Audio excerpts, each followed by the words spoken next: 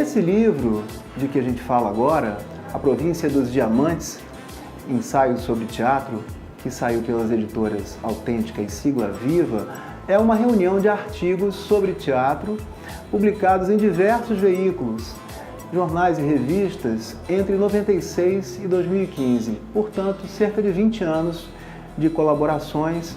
Jornais como Correio Brasiliense, Estado de São Paulo, Folha de São Paulo, o Globo, a Cult, a Palavra de Minas, o site Teatro Jornal e alguns outros veículos ainda.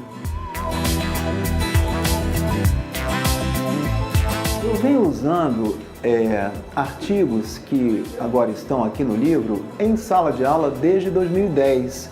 Em 2010 eu fui professor da Faculdade Dulcina, Faculdade de Artes Dulcina de Moraes em Brasília, e a partir de 2011 na UNB.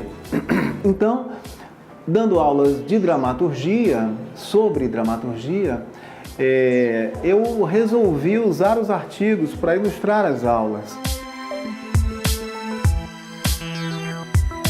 Então eu começo com um panorama da história do teatro, fazendo a resenha de um livro chamado História Mundial do Teatro, da Margot Bertoldo, uma alemã. E depois nós temos gregos e latinos, temos aí autores do século XVI, do Shakespeare, Albizner, que é um alemão do século XIX, perdão, e depois, em linha ainda cronológica, autores do século XX e XXI. Tchekhov, Pirandello, Brecht, Nelson Rodrigues, que é meio central no livro, 2 artigos, um deles extenso, publicado em 2000. Temos Guarnieri, Vianinha, temos Domingos Oliveira, enfim, é um artigo curto. E chegamos a um autor romeno que está sendo publicado no Brasil, vem sendo publicado há poucos anos, chamado Matei Wisniewski. Então, com esse autor, a gente procura refletir um pouco sobre o teatro contemporâneo, ainda que seja algo breve. E na última sessão do livro, nós temos uma sessão que ocupa aí 1/4 do livro, mais ou menos, que é sobre interpretação e encenação, ou seja, muitos artigos, a maioria deles é sobre dramaturgia, sobre texto teatral, e essa última sessão é sobre encenação e sobre interpretação. Nessa a gente fala do Stanislavski, que é um clássico, um diretor de teatro, Grotowski, Eugênio Barba, e também dos brasileiros, Augusto Boal, Antunes Filho, há um artigo sobre o Antunes Filho e o Zé Celso Martinez Correia, Hugo Rodas, diretor uruguaio-brasiliense, radicado em Brasília há muitos anos, enfim, alguns espetáculos também que foram mostrados em Brasília. O livro então procura ser um panorama, percorre temas dos gregos até os dias atuais. Brincando eu digo que seria dos gregos até hoje de manhã.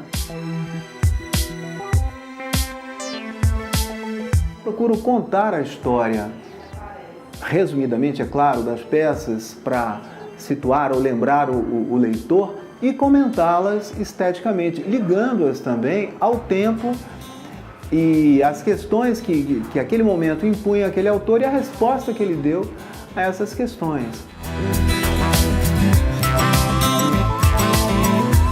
Para usar um exemplo do início do século XX, nós falávamos do Tchekhov, que talvez pode ser considerado o primeiro autor moderno, já na passagem aí do século XIX para o século XX. Então o realismo, que é soberano no século XIX, vai sendo relativizado aí nas peças do Tchekhov, São peças realistas, mas nem tanto. Você tem uma mistura, por exemplo, de drama e comédia, que faz com que essas peças tenham histórias assim mais instáveis, certo? Você tem o Nelson Rodrigues mais adiante, mergulhado no indivíduo. Já contemporâneos dele, Guarnieri e Vianinha, estão mais preocupados com o indivíduo em situação social. Então a gente procura entender o autor conforme o que ele procurou fazer e a ideia é mais entender do que julgar, até porque são autores consagrados em boa parte dos casos, né? Então, é claro que também entra algo de juízo crítico, né? Mas basicamente é entender as histórias, entender a maneira como elas foram contadas e onde é que está a ênfase. Está nas emoções, nos sentimentos, ou está no indivíduo como representante de uma classe social em choque com outras classes? Então, a depender das ênfases, a gente vai procurando caminhar aí nessas sendas da dramaturgia. Mais que o herói da vingança, obcecado em buscar a hora propícia para punir o assassinato de seu pai, o personagem é modelo da consciência cindida, facetada e ampliada até a vertigem. Hamlet prefigura o homem moderno, cético e perplexo diante do céu vazio. Homem que leva o próprio destino nas mãos sem saber o que fazer dele. Mesmo nos artigos dedicados à dramaturgia, muitas vezes a gente também tenta pensar a maneira como as peças foram encenadas, foram montadas. Para citar de novo Tchekhov, há uma coisa muito curiosa. Por exemplo, a peça O Jardim das Cerejeiras, que é a última peça que Tchekhov escreveu e que foi montada pelo Teatro de Arte de Moscou, o diretor Stanislavski deu à montagem uma coloração, assim, uma cor dramática, enquanto Tchekhov entendia que tinha escrito uma comédia. É uma coisa muito curiosa, né? Embora a montagem do Teatro de Arte tenha consagrado a peça, e a peça é lida e encenada até hoje, né? E será encenada ainda por muito tempo, por conta dessa encenação aí, primeira, na ocasião, o Tchekhov ficou furioso, né? Parece que ele era meio irascível e ele disse que Stanislavski arruinou a minha peça. No quarto ato, o quarto ato deveria durar 12 minutos, dura 40, ou seja, muitas pausas, tudo muito lento, e ele não via a coisa desse jeito. O fato é que ele fez uma peça que mistura comédia e drama, porque não são personagens cômicos no sentido frívolo. São cômicos, mas são personagens que carregam, né, um conteúdo dramático também muito forte. O que aconteceu é que o Tchekhov, o Stanislavski, deve ter acentuado esse lado dramático, e então o Tchekhov ficou furioso com isso, né? Mas, na verdade, os dois tinham razão. Mineiramente, a gente pode dizer que os dois tinham razão, né?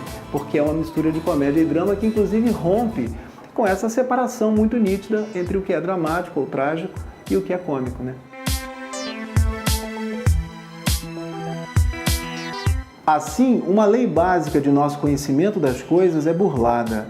Ao contrário do que diz essa lei, uma coisa pode ser outra, e esta segunda pode ser uma terceira.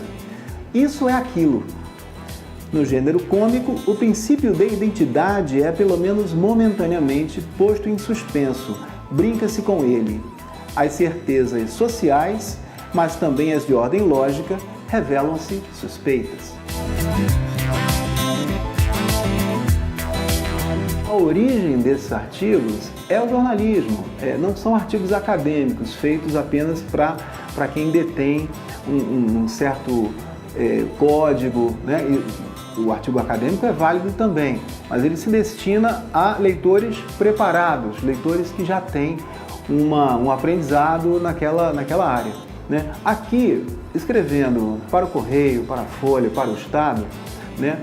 Ainda que supondo um leitor informado, você não deve supor um leitor que já conheça os textos, os autores, você precisa apresentá-los. E eu procuro fazer isso em todos os artigos, né? A ideia é sempre de apresentar. Você comenta depois, você julga, você compara outros autores, mas no primeiro momento você precisa apresentar com clareza, né, sem rebuscamento excessivo, sem pedantismo, esses autores, peças e, em número menor, mas também montagens a história das montagens, ao leitor leigo, né? A qualquer pessoa que se interesse pelo teatro e pela literatura dramática, né? Pelas peças. Se você fala em Nelson Rodrigues, todo mundo conhece, não é? É um autor que alcançou a tal unanimidade que ele condenava, ele chamava de burra, né? Toda unanimidade é burra e tal. Ele acabou virando uma unanimidade inteligentíssima, né? Mas nem todo mundo conhece as 17 peças. Então, ao falar do Nelson, você tem que se referir às peças sem imaginar que o leitor tem a obrigação de conhecê-las. Né? É jornalismo, né? Jornalismo cultural, que foi o que a gente tentou fazer aqui.